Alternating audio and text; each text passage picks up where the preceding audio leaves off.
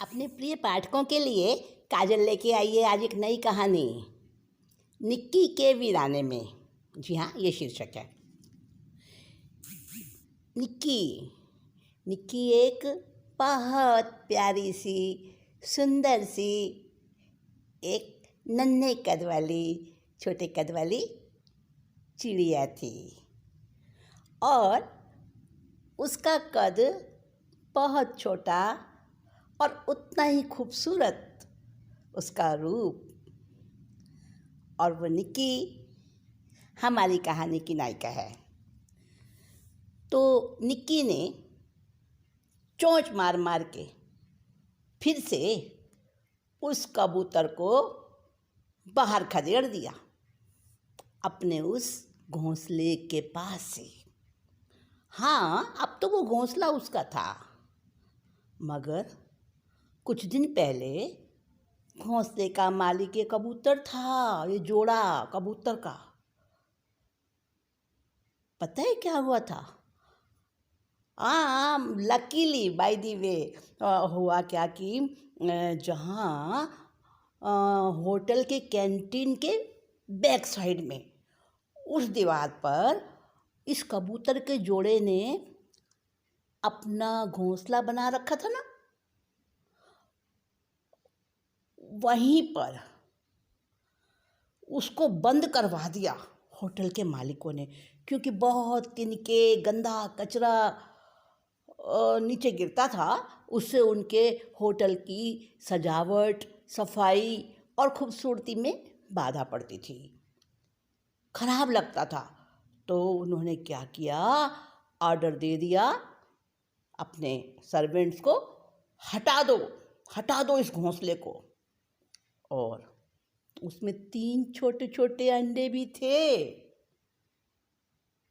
उनमें से चूजे निकलने वाले थे, बच्चे निकलने वाले थे, लेकिन वो भी टूट फूट गए। नौकरों को क्या लगता है, उन्होंने तो जोर से नीचे पटक दिया घोंसले का सारा घास फूस। और क्या किया, देखा जब कबूतर बार बार आकर वहाँ पर बैठता है, अपने उस आशियाने को नहीं छोड़ना चाहता है, तो मालिकों ने ऑर्डर दे दिया, इसके ऊपर लकड़ी का एक ऐसा सींचा लगा दो जिसमें बीच में बहुत थोड़ा थोड़ा डिस्टेंस हो, कबूतर उसके अंदर से ना जा सके, ना निकल सके। और ऐसा ही किया गया।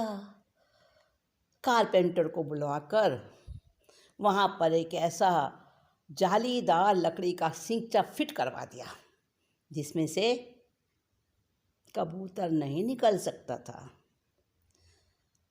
लेकिन थोड़े दिनों तक तो वहाँ साफ सफाई रही, सुरक्षा रही, पर कुछ दिनों के बाद निक्की की नज़र पड़ गई और निक्की ने अपने चिड़े के साथ, अपने साथी के साथ कोशिश करी। उसका छोटा कद उसके लिए फेवरेबल बन गया और उसके अंदर घुसकर उसने बड़े प्यार से उस आशियाने को, उजड़े हुए घर को अपना आशियाना बना लिया, अपना घर बना लिया। और वहाँ पर उस जोड़े ने रहना शुरू किया। उस छोटे छोटे छेदों में से आराम से निकल जाते दोनों, क्योंकि दोनों का कद छोटा सा था, हाइट बहुत थोड़ी होती है उनकी, और जितनी छोटी हाइट उतना ही सुंदर उनका रूप। आप समझो, गहरा कॉफ़ी कलर और उस पर हरे हरे कलर की बुंदकियाँ पूरी बॉडी पर, पंखों पर, और उसके पंख में भी कहीं हरा, कहीं हल्का पीला लेमन कलर और कहीं गुलाबी रंग बिरंगी झाई पड़ती थी। और उसकी चोंच कैसी थी, बिल्कुल सुरख लाल मिर्च जैसी तीखी, और सिर के ऊपर जैसे मोर का मुकुट होता है ना, ऐसी एक कलंगी थी गुलाबी रंग की। और उसके सबसे ज़्यादा खूबसूरत तो क्या था, गर्दन से लेकर छाती तक, पंखों तक ऐसा गोल, ऐसा सर्कुलर वे में, यानी जैसी सीढ़ियाँ होती हैं ना घुमावदार, उस तरीके से गोलाकार घुमावदार सफ़ेद रंग की ऐसी धारीदार पट्टी थी, घुमावदार पट्टी थी सफ़ेद कलर की। जैसे कि पहले समय में आती थी ना वो पैंट, और पैंट के ऊपर गेलिस, उस तरह की किसी ने रचना ऐसी कुदरत ने बनाई थी उसके शरीर पर, बड़ी ही सुंदर लगती थी। और उस सबके बीच उसके नन्हे नन्हे छोटे छोटे पंजे, छोटा सा कद, और बड़ी प्यारी उसकी चू चू की आवाज़, सब मिलाकर बहुत ही सुंदर प्राणी थी वो। अपने अपने समय की एक अच्छी मानी जाने वाली खूबसूरत पक्षी थी। हाँ, नर उतना सुंदर नहीं होता, मादा बहुत सुंदर होती है। निक्की को घमंड था अपनी सुंदरता पर, और उसको अपनी अच्छी किस्मत पर भी बहुत ज़्यादा अभिमान था। देखो, बना बनाया कितना सुरक्षित घोंसला मिल गया, ना तो चिड़िया आ सकती वहाँ पर कोई दूसरी, ना बिल्ली आ सकती, अरे चील भी झपट्टा नहीं मार सकती, बस सुरक्षित। आराम से अंदर घुसो, आराम से निकलो, बच्चों को भी कोई खतरा नहीं। सांप भी नहीं आ सकता, उस जगह पे सांप आ ही नहीं सकता था, ना वहाँ पे कोई पेड़ का सहारा था जिस पे चढ़ के सांप आए। हाँ, बहुत सुरक्षित। तो निक्की तो बड़ी खुश थी, बैठे बिठाए उसको तो घोंसला मिल गया आराम से। लेकिन बेचारे कबूतर का जोड़ा, वो तो अपना घर छिन जाने से बार बार उधर की तरफ मंडराता रहता। और जब निक्की और उसका साथी चिड़ा बाहर गए होते दाना चुगने के लिए, तब वो कबूतर उस लकड़ी के शिकंजे पर कभी ऊपर बैठता, कभी दाएं बाएं चोंच मारता। अंदर तो बेचारा जा नहीं सकता था, उसको लगता ये कभी मेरा घर था, अपना चिर परिचित घर उसको जैसे बुलाता रहता। और उसी कोशिश में कभी आ जाती निक्की, फिर तो क्या पूछना, ऐसा ची ची ची ची करके शोर मचा के और कबूतर को अपनी चोंच से धक्का देते हुए, हालांकि छोटी थी, कबूतर बहुत बड़ा था, लेकिन बहुत हिम्मत वाली थी वो निक्की। कबूतर को और कबूतरी को धक्का दे दे के वो निकाल देती थी, अपने उस घोंसले के पास भी नहीं फटकने देती थी। बेचारा कबूतर सोचता था, आज तो इस घोंसले की मालिक बन के बैठी है, क्या कोई मालिक होता है दुनिया में? अरे सभी तो मुसाफिर होते हैं, सभी तो थोड़ी देर के मालिक बन जाते हैं, तेरा भी कोई दूसरा मालिक आएगा, कोई बात नहीं। तू आज हमें धक्का दे रही है, तुझे भी कोई धक्का देने वाला मिलेगा। उसको अभी तक कोई नया घोंसला नहीं मिला था, अंडे देने की ऋतु आ रही थी, और दोनों पति पत्नी परेशान थे, कबूतर और कबूतरी। कहीं ना कहीं अच्छा घोंसला मिले, कहीं एक आश्रय मिले, सुरक्षित जगह मिले, तो वो भी अंडे दें। इसी कशमकश में दिन बीत रहे थे, और निक्की तो बड़ी खुश थी। निक्की ने अपने छोटे छोटे बच्चों के मुंह में दाना चुग्गा दिया और उनको प्यार करने लगी। तभी उसे थोड़ी दूर पर कबूतर का जोड़ा चुगता हुआ नजर आ गया। जो कैंटीन में आने वाले लोग थे ना, वो कुछ ना कुछ उनका मिल जाता था बचा हुआ उनको कभी। और फिर कैंटीन में दूसरी तरह के फल वगैरह के पेड़ भी थे, वहाँ से भी उनको चुगने को मिल जाता था। तो वो कबूतर और कबूतरी दोनों थोड़ी दूर पर चुग रहे थे। निक्की ने उनको देखा तो उसकी आंखों में खून उतर आया। फटाफट बाहर आई अपने उस लकड़ी के सींचे वाले घोंसले से और फुदकती फुदकती उस कबूतर के ऊपर झपट्टा मारा। कबूतर ने सोचा, देखो तो इसकी हिम्मत कितनी छोटी सी है और डरती नहीं है मेरे से। एक तो मेरे घोंसले पर कब्जा करके बैठ गई और फिर रौब झाड़ती है। आज मैं भी इसको देखूंगा। और कबूतर और कबूतरी दोनों ने पैंतरा बदलकर मोर्चा बांध लिया। निक्की एकदम से अचंभित रह गई कि रोज तो कबूतर मेरे से डर के भाग जाता था, आज वापस हमला करने की कैसी पोज बना रहा है। लेकिन तभी उसको याद आया, मेरे घोंसले पर कब्जा करना चाहता है, मेरे बच्चों को मारना चाहता है, उनको बर्बाद करना चाहता है, उजाड़ना चाहता है। बस इस विचार से तो उसके अंदर ऐसी बहादुरी, ऐसी वीरता भरी कि उसने जोर जोर से चिल्लाते हुए और अपने पंजों से, चोंचों से उस कबूतर को मारना शुरू कर दिया। थोड़ी दूर पर चुगता हुआ उसका जो चिड़ा था निक्की का पेयर, वो भी दौड़ के आ गया और दोनों ने मिलके उस कबूतर और कबूतरी को लहूलुहान घायल कर दिया अपनी तीखी चोंच से। दोनों वहाँ से हार के भाग गए और एक तरफ पेड़ के पास में छुप गए, आंसू बहाने लगे और सोचने लगे, वाह री किस्मत,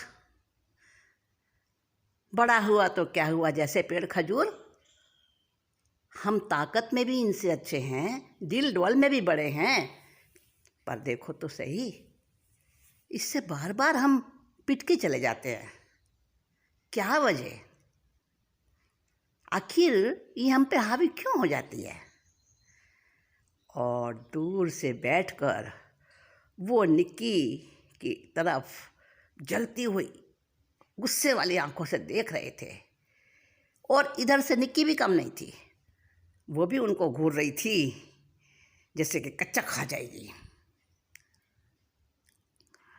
तभी कबूतरी ने कबूतर से कहा, देखो हम इसे दुश्मन क्यों माने, इसने हमारा क्या बिगाड़ा है, ये भी तो हमारे जैसा एक पक्षी है ना, घोंसला बनाती है, अपने बच्चों को पालती है, हमारी ही तो जाति की है, हम क्यों इसको अपना दुश्मन समझें। और उसने कहा, निक्की मैं तेरी दुश्मन नहीं हूँ, लेकिन निक्की तो कुछ सुनना ही नहीं चाहती, उसको तो बस वो कबूतर सामने बैठे हुए दिखाई दे रहे थे जैसे कि उसके जलती हुई आग में घी पड़ रहा था। वो फिर से फुदकती फुदकती उनके पास आई। अब की बार कबूतर और कबूतरी उससे डर के उड़े नहीं, वहीं बैठे रहे, आंखों में प्यार और अपनापन और एक मित्रता की, फ्रेंडशिप की एक ऐसी मनुहार लेकर उसके सामने। निक्की कुछ दूरी पर रुक गई और उनकी आंखों में एक टक देखने लगी। मौन की भाषा शब्दों की भाषा से कहीं ज़्यादा ताकतवर होती है, कहीं ज़्यादा मीनिंगफुल होती है। और जब वो मौन की भाषा अच्छे हृदय से निकलती है, अच्छे भावों से निकलती है, तो फिर तो उसकी जो एक डिग्री होती है, उसकी एक ताकत होती है, वो बहुत कई गुना बढ़ जाती है, कई गुना बढ़ जाती है। तो निक्की ने चुपचाप से बैठकर परखा, देखा, उसको लगा कबूतर की आंखों में प्रतिहिंसा नहीं है, बदले की भावना नहीं है, उसकी आंखों में तो अपनापन है।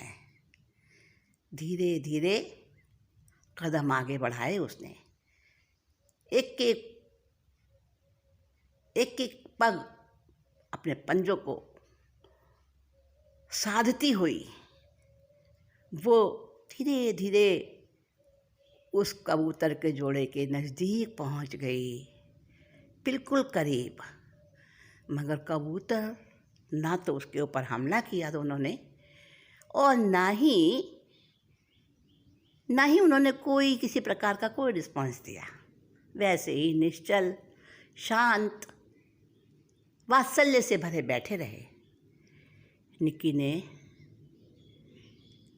ने फिर से उन्हें परखा, फिर से ताड़ा, और उसके अंदर में एक कंपन हुआ। कहाँ है तू? कितनी गलती पर थी? इन बेचारों का तो घर उजड़ा है ना, और इनके उजड़े घर में तूने बसेरा डाला है। तेरा उजड़ा हुआ घोंसला अगर तू कंपेयर करे इनके साथ अपनी, तो तू कितनी तुच्छ है और ये कितने महान हैं। क्या गलती है आखिर इनकी? अपने पुराने घर की तरफ देखने में क्या कोई अपराध है?